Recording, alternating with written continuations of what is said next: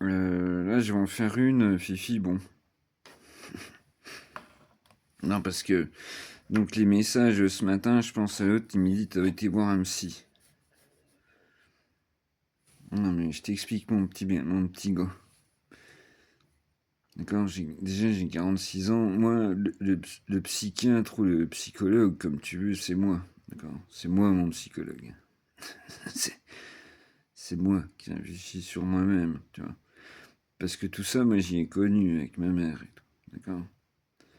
Les personnes qui ont besoin d'autrui pour se sentir bien, moi, ça me pose un bug, hein, tu vois. Moi, ma mère, si tu veux, j'ai pensé à ça tout de suite. On allait voir, et je ne me rappelle plus le nom.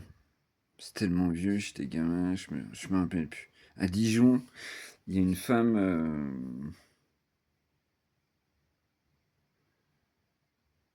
Je me rappelle pas. Il y a une femme qui, tu sais, enfin, mais elle avait vraiment, c'est fou en fait, ce truc. Il y a beaucoup de gens qui allaient la voir. Son cabinet était tout le temps blindé, mais elle faisait que la nuit. Moi, je l'ai vue une fois, cette dame. Elle avait une prestance. Elle avait des yeux de chat. Déjà, un truc de fou. T'en prends ce que t'en veux. Après, m'en fous. Il y a plein de gens qui me disent qu'est-ce qu'il raconte, ce taré encore. Et c'était j'allais dire une rebouteuse. Non, mais une rebouteuse, mais c'était pas ça. C'était Dijon, bon comprendre. Elle était très connue. Elle est très connue, si ça se trouve, hein, peut-être. Non, à mon avis, non. Elle doit être assez âgée maintenant.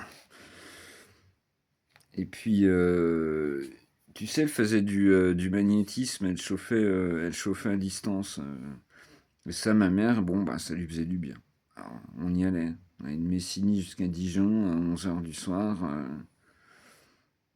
Et ça, moi, j'y ai vécu quand j'avais 6, 8. Tu vois. Donc, tes histoires de psy, tu peux te les carrer où je pense. C'est moi, mon psychiatre. J'ai pas besoin d'autrui. Ouais, tu peux pas dire mieux.